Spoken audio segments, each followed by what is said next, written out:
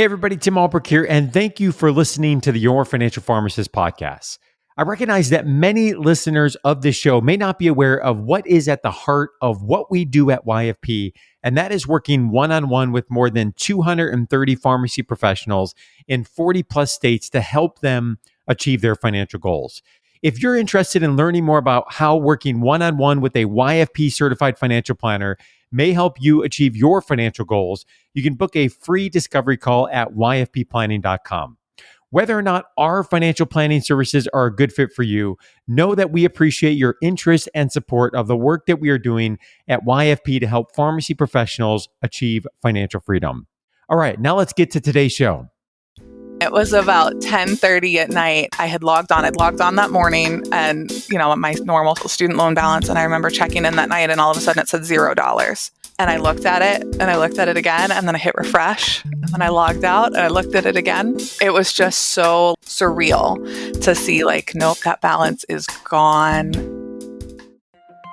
You're listening to the Your Financial Pharmacist podcast, a show all about inspiring you, the pharmacy professional, on your path towards achieving financial freedom. Hi, I'm Tim Ulbrich, and today I interview Anna Santoro, a pharmacist and officer in the U.S. Public Health Service, about her journey pursuing and receiving public service loan forgiveness. We talk about why she pursued PSLF, how much she had forgiven, what it felt like to see that $0 balance, and lessons learned along the way that can help other pharmacists considering or pursuing public service loan forgiveness. Now, before we jump into today's episode, I want to take a minute to let you know about a webinar we have coming up on August 12th at 8:30 p.m. Eastern about financial considerations when having or adopting a child. Bringing a new baby or child into your family is such an exciting time, but it's also a major life change and possibly a financial wake-up call. Learning how to prepare financially when having or adopting a child is essential. And during this free webinar, I'll walk you through what expenses you need to be planning for, what pieces of your financial plan should be top of mind, key financial moves you should consider, and tax benefits that get unlocked when you have or adopt a child. If you attend this webinar live, you'll be entered for a chance to win a copy of either Seven Figure Pharmacist, The Pharmacist Guide to Conquering Student Loans, or Baker's 30 Dozen Principles for Financial Independence. You can visit yourfinancialpharmacist.com/webinar to register for this upcoming webinar. Again, that's yourfinancialpharmacist.com/webinar to register. All right, let's get started with today's show. Anna, welcome to the show. Hi, thank you so much for having me. I'm so excited to have you on to talk about your journey of reaching public service loan forgiveness, PSLF, something we talk often about on this show, but a real live pharmacist who has actually gotten forgiveness, and excited about being able to feature your story, your journey, as others, I suspect, may be interested in learning about that journey, what worked, what went as planned, what didn't go as planned. And we're going to dig into all of that here in a moment. And for those that are listening, you know what we have talked about student loans in depth on this show, and we have covered loan forgiveness before as well. And so if you want to go back and revisit some of that material, episode 18, we talked about maximizing the benefits of PSLF. Episode 78, we talked about, is pursuing public service loan forgiveness a waste? And we're going to dig into some more of where that background came for that episode on this show today. And then on episode 187, we talked about how another pharmacist, Stephanie, got $72,000 forgiven through the TE PSLF program. And so the PSLF program has definitely had its share of bad press, but I think it's exciting and hopeful to see someone in our community reach the finish line. So Anna, tell us about your journey into pharmacy, what ultimately drew you into the profession, where you went to school, and some of the work that you're doing now. Yeah, absolutely. So I actually kind of fell into pharmacy. I originally went to undergraduate to become a Spanish teacher and worked in pharmacy to pay my way through school, and realized that I absolutely loved it. Transitioned into pre-pharmacy my junior year of undergrad. And then I went to Massachusetts College of Pharmacy in Massachusetts for my pharmacy school. I did their 3-year accelerated program. Mm-hmm. And I had all intentions of working retail pharmacy, kind of translating within the Hispanic community and using my language background. And through their program, one of the things that they did was kind of really try to expose you to different types of pharmacy. And I met a pharmacist who worked for the U.S. Public Health Service with the Bureau of Prisons. And she really just I found a new passion for myself and for my ability to kind of help serve others after meeting with her and kind of learning about her work. And she introduced me to a program within the US Public Health Service where you can sign on as a scholarship student called SRCOSTEP, and you're able to receive an income your last year of pharmacy school, and then you repay that back for 2 years after you get out of school. So I ended up doing that and just decided, serving and being able to serve in uniform, helping those who need and helping our country in times of emergency was just something that I really liked. And I liked the fact that it was always changing. Plus, working within the federal pharmacy field, you're working at the top of your license. You can do a lot more than I had initially realized that a pharmacist could do when I went in with the hope to be a retail pharmacist. And another benefit, which we'll get to through the rest of this interview, is obviously working for a qualified employer that opened up some of the PSLF opportunities. So before we go down that path, Anna, tell us about your debt position, what that was like after graduating, how much you ended up paying for school, and how much of that did you borrow with student loans? Yeah, so I ended up doing 5 years of undergrad because I changed my major so late, and then 3 years of graduate school. So I was really lucky. I had a scholarship as well as some parent help for my first 4 years of undergrad. For my last year, I ended up taking about $8,000 in loans, and then I paid $10,000 for my tuition there. I ended up financing 100% of my graduate pharmacy school loans. So I came out of school with about $225,000 or so in loans altogether. It was a mix of federal and private. I had about 145 within federal system. Okay. And that was 2009, just to give our listeners a timeline, 2009 when you came out of pharmacy school. Yeah. Okay. So before we talk about your PSLF journey, I want to take a step back and give some quick background and information about PSLF to our listeners that might be hearing some of this for the first time, or for folks that also want a refresher. And we talk about this in much more detail in our book, The Ultimate Guide to Pay Back Pharmacy School Loans. And so I'd encourage folks to check that out, available at pharmdloans.com. And as I mentioned a little bit earlier, PSLF has certainly gotten some negative press along the way, and we're going to talk about whether or not that may be fair. And we believe that despite its rocky past and in some regards some questions around what the future means for PSLF, I believe that it's one of the best payoff strategies available for pharmacists, and without question is often the most beneficial to the borrower in terms of the monthly payment. Obviously, the goal with forgiveness is to try to maximize forgiveness, minimize the monthly payment, and then what that means for paying amount over the life of the loan, and then what you're able to do in terms of moving other financial goals forward as well. And so there are really several key requirements that folks need to be thinking about that are pursuing public service loan forgiveness. And for those that have read some of that negative press and perhaps are intimidated by PSLF, I think it's often one of these rules and these requirements that folks may feel like there's a burdensome process. And some of the horror stories you hear around PSLF ultimately come from folks that may not have followed one of these important steps along the way. So quickly, number one is you have to work for the right kind of employer. That's a government agency, a 501c3 not-for-profit, as well as some other not-for-profit organizations. Number two is you have to have the right kind of loans, and those are direct loans. So in some cases, you have to go through an important step of consolidation if you don't have qualifying loans. Number three is you have to be in the right repayment plan, and that's an income-driven repayment plan. Also counts would be the standard 10-year repayment plan, although that wouldn't make a whole lot of sense since you'd pay them off. Number four is you have to make the right amount of payments. That's 120 monthly payments that do not have to be consecutive, but 10 years worth of payments. And then finally, you prove it and you apply for and receive tax-free forgiveness. And so now that we have some of that background information or reminder on PSLF, Anna, tell us about ultimately how much was forgiven for you and forgiven tax-free through PSLF. Yeah, so I ended up, like I said, I started out with about 145,000 in loans, and when all in all was said and done, I think I had a little over 127,000 forgiven, all of it tax-free. Yeah, and that, so just thinking of the math right there, 145,000 in federal loans, 127 forgiven tax-free, a little over a 10-year period. That just shows the impact of the interest on these types of loans, right? Because you obviously were making some of those income-driven payments along the way, but still had a big chunk of that was to be forgiven because of how that interest accrues. And I think a lot of pharmacists are feeling that they're at a crossroads upon graduation when trying to figure out if they should work with a qualified employer and pursue PSLF, or if they should pay off their loans in the federal system sooner, or perhaps even refinance them with a private lender. And of course, some folks inadvertently end up pursuing PSLF because of the work that they're doing with a qualified employer. And so my question here for you is, how and why did you make the decision to pursue PSLF instead of some of the other options that are out there for loan repayment? Yeah, so I originally went into the standard repayment. I was making the extremely large payments when I first got out of school. And I had a coworker who was like, "What are you doing? No, here's this program." And basically like gave me the phone number to call to helped me consolidate like my federal loans so that I would be into a qualifying program, help me enroll.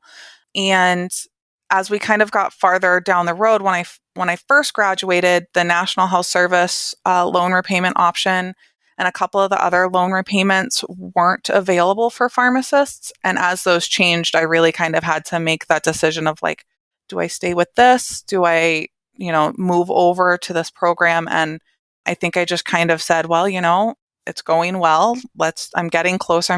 Let's just keep my fingers crossed. Mm-hmm. But I was really lucky. I had no intentions of doing anything other than just paying off my loans and living on a shoestring budget while I did so at the beginning. But luckily, I had some really good colleagues who were looking out for me. Yeah, I too am glad you had the colleagues looking out for you, because one of the things I share is that in 2021, the information I think available is a lot better for the borrower. Yes. We have to remember this program was enacted legislatively in 2007, 10-year timeline at a minimum. So the first borrowers that were really starting to experience forgiveness, it's not that long ago, right? And the information has gotten a lot better. And so I think sometimes some of the stories and so forth that we hear, it's important that we have that context of, what information available folks had available. Yeah. And when you graduated in 2009, when I graduated in 2008, I didn't even know what public service loan forgiveness was, let alone the rules of what needed to be involved. And I think today's graduate is certainly much better informed, of which I'm grateful for that. So $127,000 that was forgiven tax-free. What was your journey like paying off these loans? Did you have any reservations or concerns about PSLF before you started, or even during the forgiveness pathway? So I think for me, it felt really similarly to like graduating from pharmacy school and taking the NAPLEX. Like I was working and I was kind of doing all of the steps, but you just worry that even up after I've made my 120 payments, that, the program's going to shut down, or I will have filled out a paperwork wrong, or maybe even though U.S. Public Health Service has the word public health in it, they're not going to accept it. So until I actually got the congratulations, your loans are forgiven, and I saw that $0 balance, I think I kind of just always had a little bit of concern in the background. But, at the same time, I kind of said, well, it is the government and it is in writing. And so, usually they have to uphold what they put in writing. So I kind of said, well, let's just do some blind trust and hope. But luckily it worked out. A little bit of trust there. And that's one of the reasons I'm excited to share your stories. I think it's really helpful for folks to hear from another pharmacist, someone they can relate to that has gone down this path, that maybe had similar reservations. And we'll talk in a moment here about hiccups along the way, but some trust that's involved as well in the process if you feel good about following those rules along the way. One of the things, and I like to think about here, is that it feels like everybody has their own PSLF story. And what I mean by that is, we know the rules. I just list them off one by one. But inevitably, everyone's got some variation that happens, whether it's with paperwork or dealing with the loan servicer or something unique to their employment situation or non-consecutive pay. There's just a whole lot of different scenarios and situations that can come. So for you and your individual journey, were there any issues or hiccups along the way that, yes, you got to that zero balance, but it also, had some bumps along the road? Yeah, actually two. So throughout my career, I work in clinical pharmacy, and I decided to go back and get a master's degree to kind of further my education beyond just my PharmD. And when I enrolled in school, PSLF and the loan repayment program just automatically, moved my loans into deferment because they said, well, you're in school, so you don't need to pay. And I actually had to fight with them to say, no, like I want to keep making my payments. And with PSLF, one of the requirements is that it has to be an on-time payment. Right. So even when they defer, I would have to call and say, please take my loans out of deferment. Please take a payment today. I do not want this marked late. And there was some question as to whether or not those payments that I even did make were going to count or not, since I was having to do them manually. So I was a little concerned about that. But after my third semester of grad school, I actually reached, sometimes you just get the right person on the phone. Mm-hmm. And they said, well, if you fill out a memo or send us an email saying you never want your loans to be moved into deferment because of in-school status, then this won't happen again. Mm. And so that was really helpful, because then I didn't have to worry, okay, it's August, or, oh, it's the beginning of a semester, double check that my payment was taken out. So that was really helpful in being able to kind of finish my master's degree and not have to worry that those loans were being taken out. The other thing was, when I graduated from pharmacy school, I wasn't married. It was just my income. And then in 2013, I got married and didn't even think about it. And I just started filing my taxes as married, filing jointly. And my husband was in graduate school at the time. He actually went back to school to go to physical therapy. So the first 3 years that we were married, we had zero income on his income. So I just noticed that our total monthly payment went down because he was earning nothing, but now I had an extra person in our family size. Mm-hmm. But the year that he graduated and his loans came in and we sent our taxes in, or his income became factored in. I said, whoa, why is my payment 3 times what it used to be? And I just kind of thought, okay, well, this is how it is. All right. It's still better than if I was making the standard payment. Mm-hmm. And then I was actually listening to one of your podcasts. I think it might have been podcast number 18 that you mentioned. Mm-hmm. And it said, don't forget, file married, filing separately. And I was just like, oh. So luckily, with PSLF, you can go in and adjust your income, or say that you have an adjustment to a family size or adjustment to personal income really kind of at any time. So I was able to refill out my income-based repayment and then did my taxes married filing separately from then on. And that made a huge difference in my payments. But I had about 18 months to 2 years where I paid probably double to triple what I should have. I can tell you from sharing those, you're going to have a positive impact on others. And thank you for sharing those, because those are two common things I think pharmacists that might pursue additional degrees or training, right? That could be residencies that are combined with master's degree. I'm thinking of health system admin, MBA, or even just, master's, PhD programs that are independent of residency. So that probably is fairly common. And then certainly we know firsthand the tax situation is a common one, and changes in tax situation. And I think this is a great example of why the tax part of the financial plan needs to be wedded and married to other parts of the financial plan and considerations that we make. Student loans and taxes in this case can very much go hand in hand, and we want to make sure we're considering the implications here. So two great lessons that are learned along the way. Not glad that you had to pay a little bit extra along the way, but am glad that we can help share some of that with other folks. What about the best moment or two that you had during this journey? I think so often we talk about the hassle and the hiccups and the bumps along the road, but some of the best moments on this journey and ultimately getting these loans forgiven.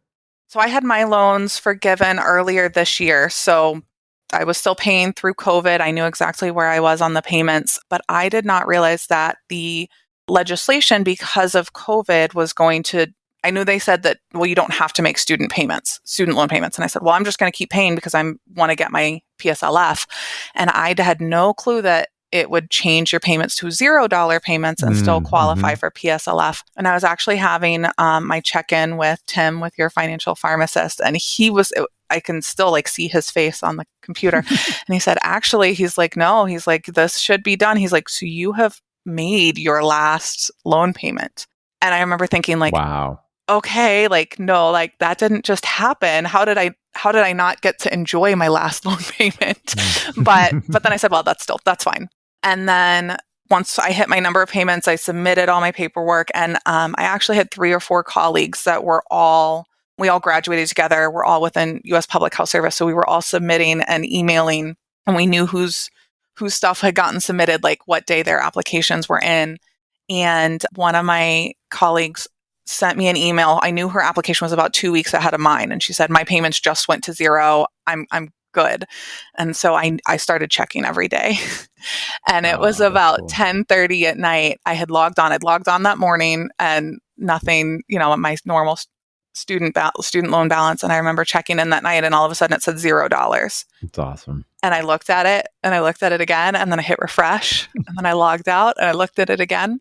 And it was just so like surreal to see like, nope, that balance is gone and it's zero. And so that was really fun. Just finally seeing it go to the $0 balance was, it's what you work for. So it's fun. Yeah, absolutely. And I would have done the same. I would have logged back in, logged back out, logged back in, refresh. I probably would hit print, like, make sure it's real and I have record of it. And I took a couple of photos with my phone. Yeah, it was funny. Obviously, there's that, emotional joy of, hey, we've had these steps. We've been following this journey for over 10 years. We finally see the $0 balance. And, there's been some hiccups along the way. What a cool way to end too. So because of, the COVID provision that you mentioned, that there were $0 payments, but those were counting as qualifying payments. So you got to the finish line through those COVID provisions out of the CARES Act. What was the timeline or estimated timeline between when the last qualifying payment, even though it was a $0 payment, was made? When was the timeline from that to actually when the $0 balance showed up in your account? Okay. So COVID delayed some of that, but there were a couple of steps along the way. So I should have met, based on my calculations, had my final payment in August. Mm-hmm. I was able to submit my application in the beginning of October, because once you meet your final payments, you then have to send in another annual certification because they have to certify that, yes, the payments that you made for that last few months, even though you had I had my annual certification in March, they wanted another certification in August before I could send in my application. Okay. So after I did that, then I sent in an application and got that done in October. Mm-hmm. The big thing is you also have to show within the application that you were also still employed, even in the months in between and while they're processing your paperwork. Then in October, because of COVID and government budgetary changes and all of that, they had kind of a delay of processing within their system. So my loan, I think, finally got approved in February. So it took a long time. But part of that is I think they tell you 60 to 90 days to process your application. Once they process your application, they then go in and re-audit every payment you've made. And I got really lucky in that they determined that even though they said I had made 120 payments, I had really made 124. Mm-hmm. And that was counting some $0 payments. It must have been more than that. I ended up getting refunded for 4 overpayments that I had made. So instead of being done, I guess my last payment was in March, so I should have been done in December of the year before. Okay. But they don't tell you, hey, we approved these overpayments. They just say, hey, you're finally approved, and then refund you random money into your account. Happy day. Right? So I had to call them and say, okay, wait, what's going on? And they're like, oh, those were overpayments that you had made. You had actually made 124 payments, so you will get these refunded back. Okay. And that makes sense. It takes a little bit for the reconciliation of that to catch up. But, another good reminder to try to keep your own records, know, as well, if there ends up being a discrepancy for whatever reason. One of the things, Anna, that we often say is that, if you're gonna be in the forgiveness boat, like be in the boat, right? Don't be half in and half out. What I mean by that is, I think there's a strategy in terms of maximizing forgiveness, which ultimately means minimizing what you're paying out of pocket, which then naturally leads to the conversation of, might I be able to pursue and move other financial goals forward if I'm pursuing loan forgiveness, because I can then use some of those dollars that might be going towards student loan payments and allocate those towards other goals. And so for your situation, did pursuing PSLF allow you to focus on other financial goals beyond debt repayment that might not have otherwise been either possible or as likely if you were down more of that traditional standard repayment path? Oh, absolutely. So I kind of set up my payments. I had automatic payments. So, it just automatically came out on the 2nd of every month, and I knew I didn't really have to worry about it. So I set up a budget based on what my loan repayment was, and I was able to kind of move towards other goals within my life and my career. I was able to buy a house 2.5 years out of school, which now looking back on it, I'm like, wow, that was really fast. But at the time I just said, I don't want to pay rent. I want my money to be worth something and kind of get that equity. So I was able to buy a house, put a good amount down on the house because I wasn't having to put extra money into the loans. And then, like I mentioned, when my husband and I got married, he ended up going back to school. So his first year of school, we weren't sure what the budget was going to be like. So we did end up taking out about $60,000 in loans for his first year of his physical therapy program. But after that, we said, we have this cash, our budget is set. We know what these loan payments are going to be. So we were able to pay the next 2 years of his doctorate degree in cash at the time. We didn't have to take out any loans. We paid $120,000 on his. And then we were used to his zero kind of dollar income on our budget. So when he did start working, we were able to take his income and pay off that $60,000 that we borrowed for him within like 9 or 10 months of him being out of school, which was really nice. So by the time he was out of school and earning money, maybe 6 years into the program, that extra income that he earned really was just like extra for us, which was nice. Now we have kids, so we're paying for childcare and that type of stuff. But it was really nice to just be able to say, okay, this is my payment, and just kind of put it on the back burner, automatically taken out of my account. And it wasn't this huge, crazy amount of money that we had to try to, it wasn't a second mortgage. When I was making those first payments, the first few months, it was more than my rent at the apartment that I was in at the time. So I can't imagine having done that for 10 years and still be able to do the other financial things that I was able to do. Yeah, and that makes a whole lot of sense. Going back to the beginning of your story, a little over $225,000 in debt, 145 or so, that was federal. So, just rough numbers. We know that if you're paying that over a standard 10-year period, those are big monthly payments. Yeah. And so the PSLF pathway and maximizing forgiveness, minimizing payments, sometimes it opens up the door, as it sounds like it did here, to be able to pursue other financial goals. And here, one being, obviously being able to pay most of a degree for your husband in cash and then pay off the rest of that balance quickly. So 2 doctorate degrees with $0 in the balance of either. No debt anymore. That's great. Plus my master's degree. Oh yeah, that's right. Yeah. Plus your master's degree. Yeah. Very cool.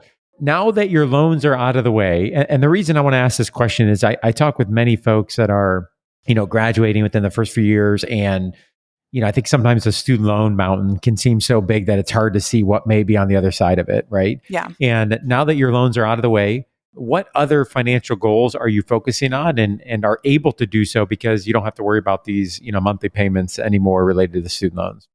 So we had Murphy's Law at our house. We got my student loans forgiven in February, and in April we got a roof leak. So we have used all of the money that we would, well, not all, but we had to buy a new roof. So that has been kind of our big financial hit this year. But we have, with the way we have our budget set up, we had a home repair budget. So we're just working on kind of redoing that.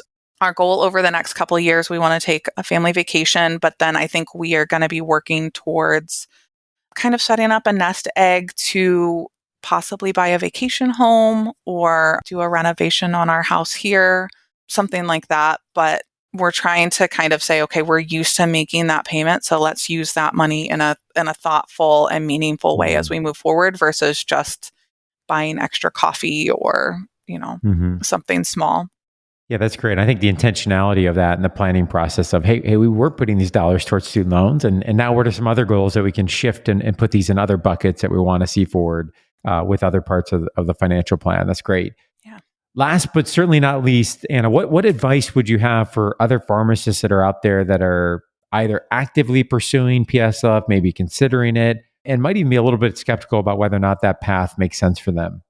So I think the two things are, and I take a lot of students, and I'm always big with my students on this, is if you at all end up in a residency in any type of employment with a qualified employer, enroll. If you're enrolled now and the program closes, you get to stay in it. If you are a resident and you have no income, your payment will be $0 and that still qualifies, which is less money that you're going to be paying 10 years down the road when you're on payment 120 and you have an income. So that I think is huge, is getting enrolled as soon as you can. And if you are in a qualified employer for 2 to 3 years and then you leave and you come back, you're still enrolled and those payments still qualify. So I think that's huge. The other thing is, not to get discouraged. 10 years is a Mm. very long time. And the 6 months it took for the application to process after that seemed like eternity. But, watching it change and seeing the final results makes it worth it. Yeah, absolutely. And I think your comment about the timeline and being patient, if you will, is another reminder of the value of colleagues and community and other people that are going through this as well. They don't necessarily feel like you're on an island, and Yeah. hopefully being able to share stories, or we've heard many frustrations from folks that are calling in asking questions and often don't feel like those questions are getting fully answered. We're getting ready to turn the page, as I'm sure you saw the news over the past couple of weeks, where the loan servicing company for PSLF is about to change. And I'm sure that's going to mean maybe some good things in the long term, but probably a whole lot of frustration in the short term. And so, having that accountability, having that coach, having somebody alongside you, I think could be very, very powerful on this journey, and really keeping that end goal in mind. So, really exciting stuff and great wisdom that you have to share there. I really appreciate you taking the time to come on the show, for sharing your story about getting $127,000 of federal loans forgiven through PSLF, and certainly wishing you the best of luck in the future. So thank you again, Anna. Yeah. Thank you so much. I appreciate you having me.